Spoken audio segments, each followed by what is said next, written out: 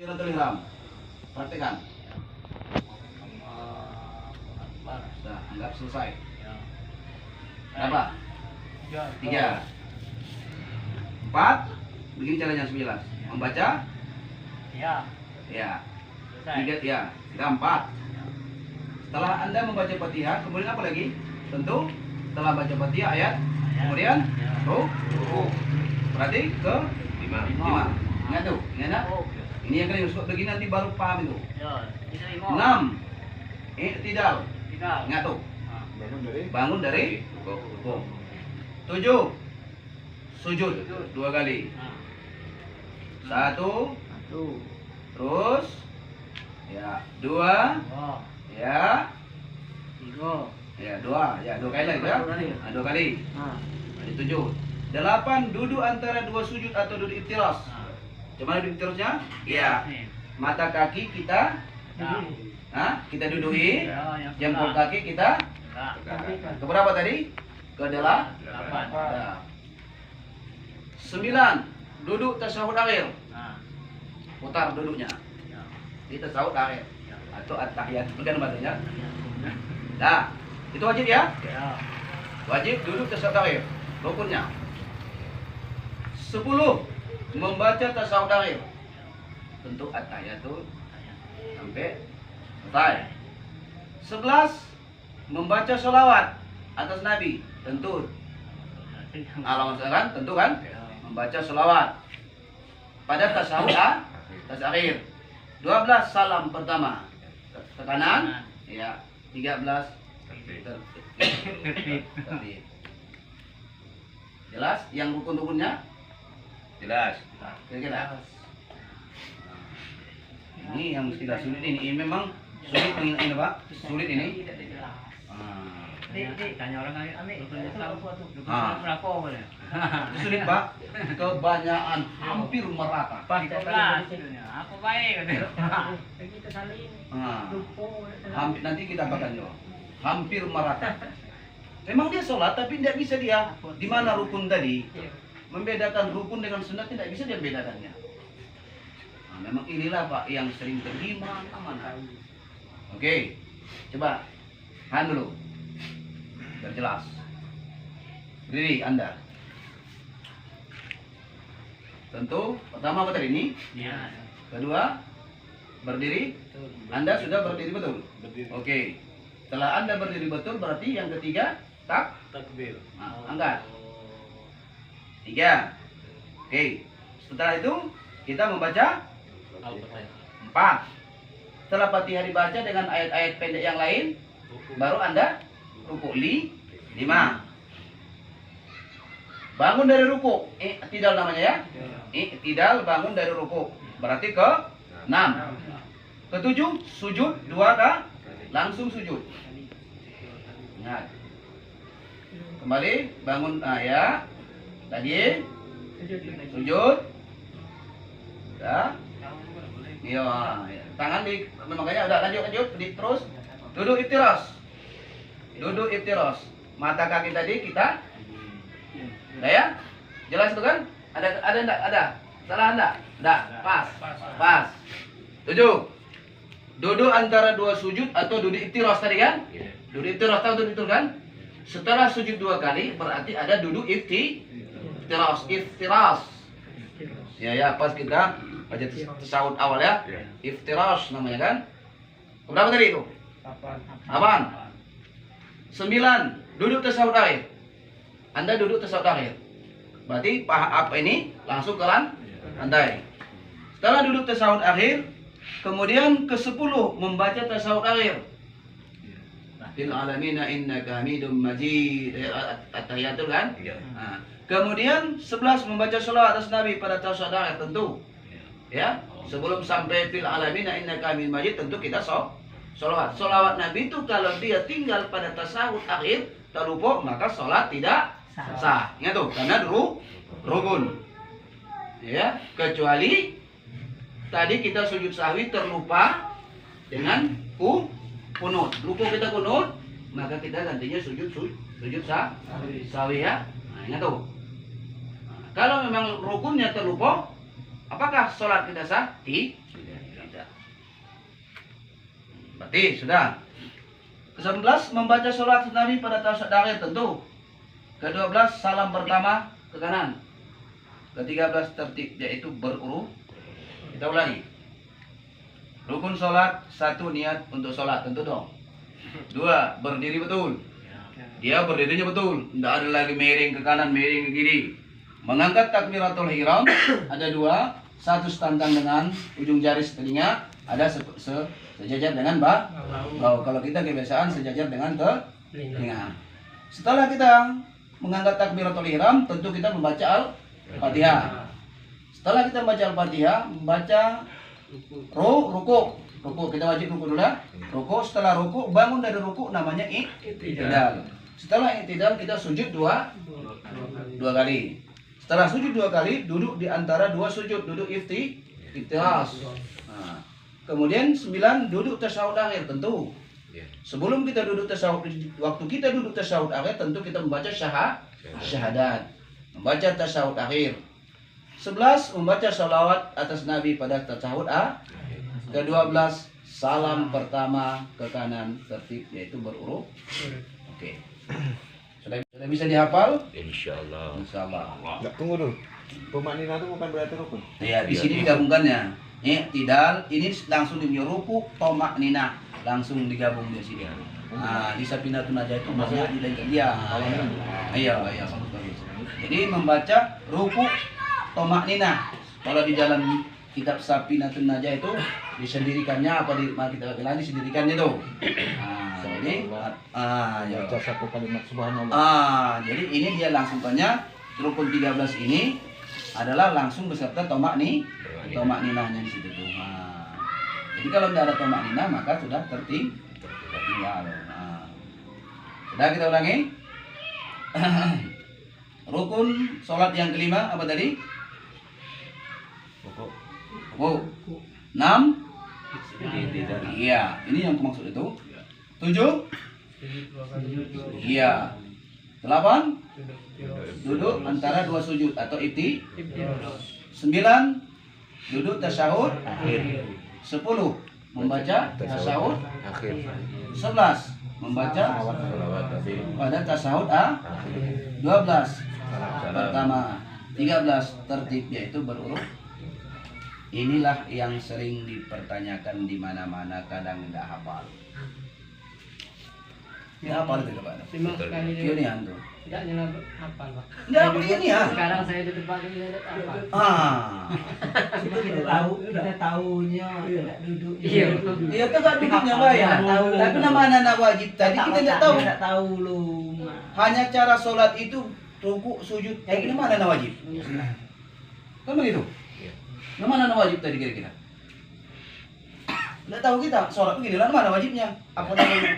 Jadi makanya kita dengan beginilah kita mau menambah ilmu pengetahuan kita sedikit tapi teruji di yakin kemampuan kita. Kemudian kita akan melanjutkan kepada hal-hal tentang setelah kita tahu rukun sholat, kita tentu ingin tahu bahwa supaya bagaimana syarat-syarat untuk menjadi orang mendapatkan kemuliaan. Jadi kan seperti itu. Nanti baru kita diskusi. Maka Al-Faqih mengatakan barang siapa yang ingin mendapatkan kemuliaan untuk mendapatkan kemuliaan. Tadi gini, setiap manusia mendambakan kemuliaan. Kemuliaan itu bukan berupa dengan kedudukan, harta yang banyak dan segala macam, belum tentu mulia dan bahagia. Makanya untuk mendapatkan kemuliaan itu maka harus kita senantiasa mengerjakan 5 hal.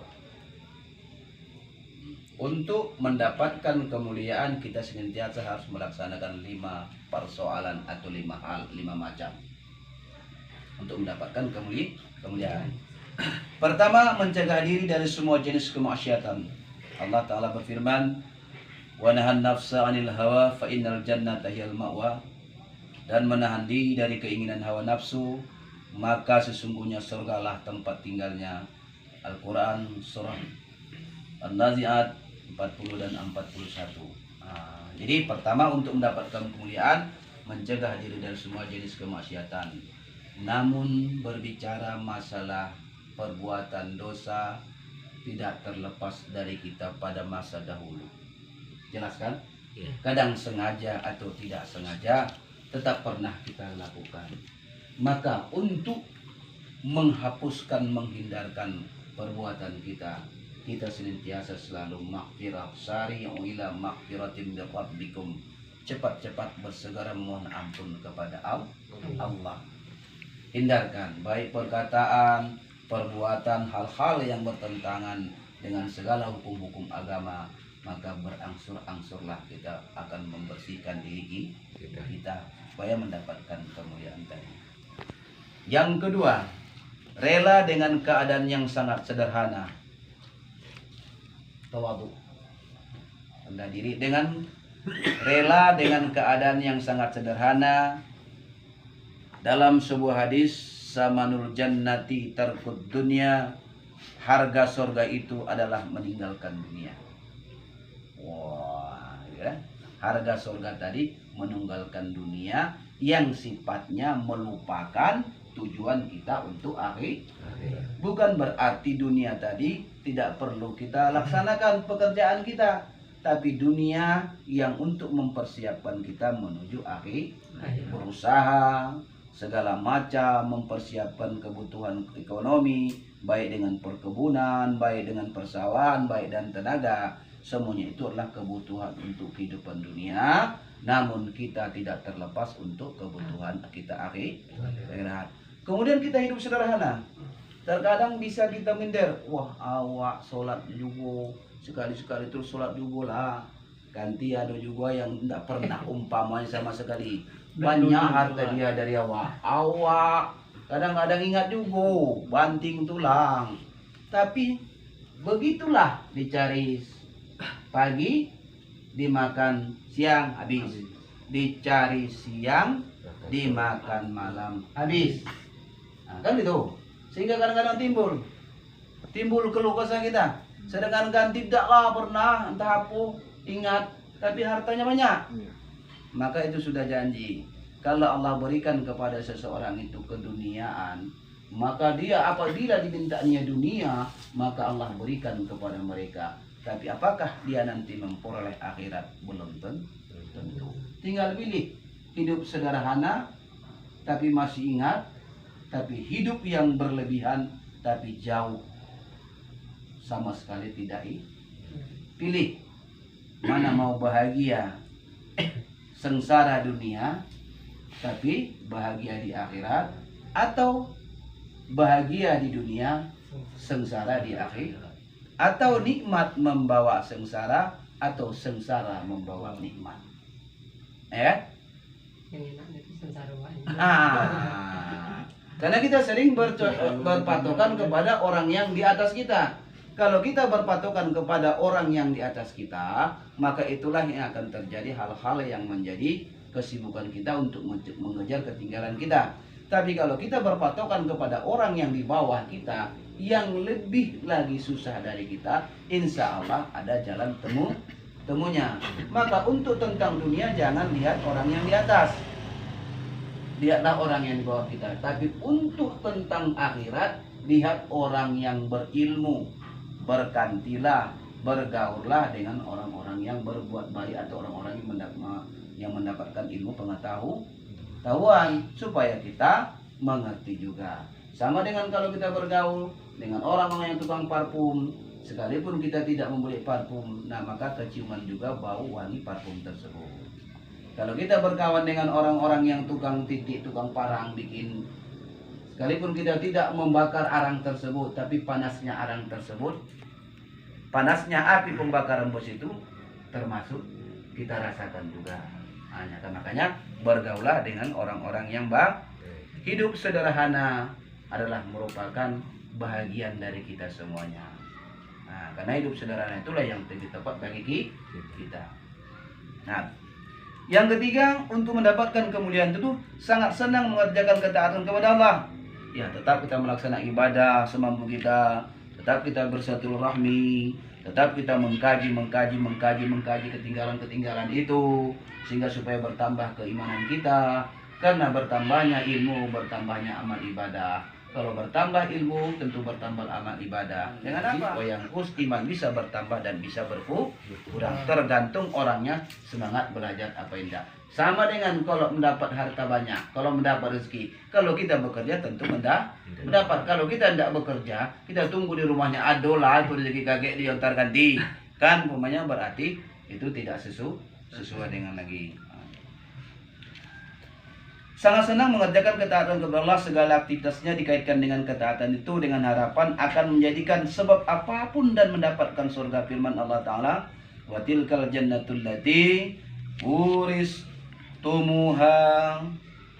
bima kuntum ta'malun, dan itulah surga yang diwariskan kepadamu karena amal yang dahulu kamu kerjakan. Memang sakit di rumah, apa yang ada, tetap kita beribadah juga, walaupun dicari pagi, dimakan siang habis, namun kita teringat juga, tetap bersyukur juga kepada Allah. Itulah yang diberikan Allah kepada kita, maka kita tetap selalu sabar dan tabah menghadapi tersebut. Kemudian yang keempat, mencintai orang-orang yang saleh. Ini sering dia menghormati, mencintai, berganti kepada orang-orang yang baik. Baik itu bukan karena hartanya saja, baik ucapannya, baik tenaganya yang sering membantu kita, baik perbuatannya, tidak pernah kadang-kadang nampak kita yang menyakiti. Pekerjaannya sehari-hari biasa-biasa saja. Kalau memotong dia memotong, kalau dia bergaul dia tetap bergaul. Tidak pernah kadang-kadang kita dengar ceritanya agak menyakitkan hati kita. Sederhana hidupnya, tapi sering menjadi dambaan orang. Kadang kalau tidak ada kemana kan dia kok tidak lama tidak nampak kan, kira-kira begitu. Kenapa? Karena latar belakang ucapan, perbuatannya, berlaku kepada jajaran jiran dan tetangganya memang hidupnya sangat sederhana. Begitulah kita cintai orang tersebut. Kadang kita susah pikiran, kita datang dia ke rumah beliau itu ada masalah, dia berikan arah yang terbaik sehingga yang kita rasakan itu hilang, dapat terobati. Ini dan berkumpul bersama mereka, sering berkumpul. Yang tua-tua kan berkumpul, sering berkumpul. Kalau tidak berkumpul dia perasaan dia banyak baik masalah tidak putus kok. Cuman sulisnya. Silaturahmi dengan gantinya. Cerita biasa, mana kita ngaji. Hilang rasa suntuk tadi. Kenapa? Karena berkumpul ya dengan kawannya yang selalu berbuat baik. Walaupun belajar membaca Quran macam mana yang eloknya, dia tetap berkumpul. Berarti hilanglah satu poin yang dirasakannya dalam rumah tangga tersebut. Buktikan. Jangan sampai tidak kan? Dan berkumpul bersama mereka, karena di antara mereka ada orang yang jika memohon ampun kepada Allah, niscaya akan memberikan syafaat kepada kawan-kawannya dan saudara-saudaranya. Sebagaimana diriwayatkan dari Nabi, beliau bersabda, "Aksirul ikhwana fa inna likulli akhin syafa'atun yaumal qiyamah." Perbanyaklah saudara, perbanyaklah kanti, perbanyaklah silaturahmi. Kemana-mana kalau ada waktu, kunjungi keluarga kita yang jauh-jauh, yang sudah lama. Maka tujuannya memperbanyak saudara, bukan saja satu darah, ya, bukan saja satu perut. Saudara itu adalah kaum muslimin dan muslim. Selama kita bergaul kepada beliau, saling berikan arahan dan nasihat, maka itulah salah satu saudara kita, kawan dan saudara kita. Sebagaimana firman Allah, sebagaimana diriwayatkan dari Nabi SAW bersabda, "Aksirul ikhwana fa inna likulli akhin syafa'atun yaumal qiyamah." Perbanyaklah saudara, karena sesungguhnya setiap saudara itu bisa memberikan syafaat nanti pada hari kiamat. Makanya belajar kita pada malam hari ini, maka saudara-saudara kita belajar pada malam hari ini akan memberi saksi nanti. Betul, dapatmu ilmu ketahuan ini, pelajaran ini dari sekolah. Betul. Di mana kan belajar kok? Di rumah sapo.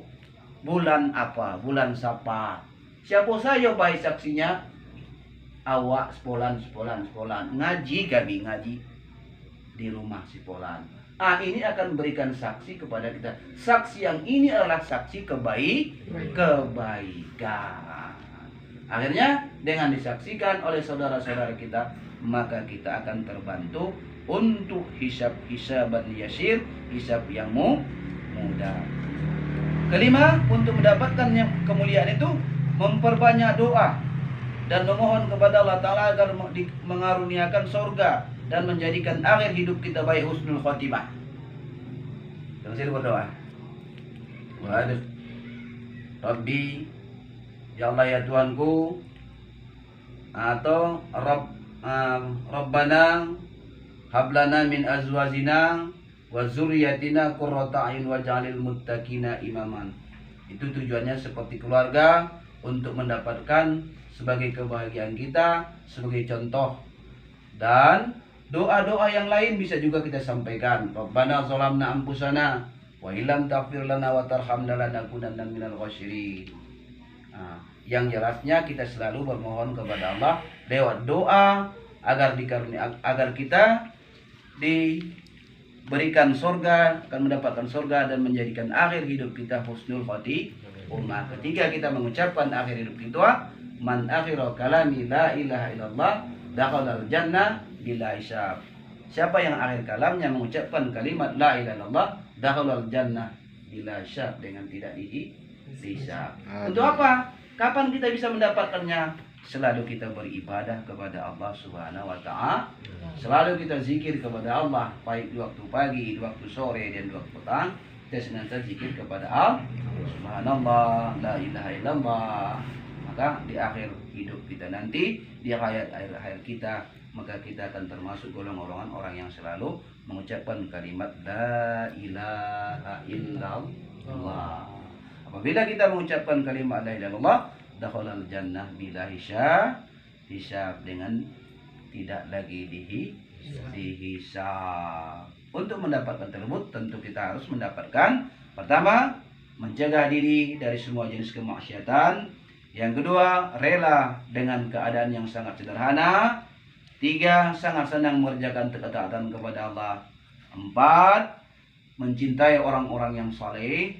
Dan yang kelima, memperbanyak doa dan mohon kepada Allah agar mengurniakan surga dan menjadikan akhir kita baik dengan husnul khotimah. Terutama doa yang telah yang sangat kita dekat kepada Allah di sujud terakhir kita, setelah kita membaca subhana rabbiyal a'la wa bihamdihi, maka kita berdoa di sujud terakhir, tergantung apa yang kita mohonkan kepada Allah. Karena kita tidak sama apa niat dan hajat kita, permohonan kita kepada Allah. Maka disitulah salah satu momen-momen doa yang dihijab bukan oleh Allah Subhanahu wa Ta'ala. Kita dulu pengajian kita tentang untuk mendapatkan kemuliaan itu ada 5 macam tadi.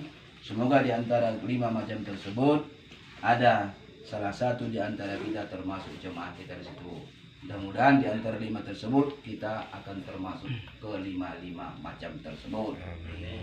Mudah-mudahan dengan 5 syarat untuk mencapai kemuliaan tadi, mari sama-sama kita melangkah demi selangkah melaksanakan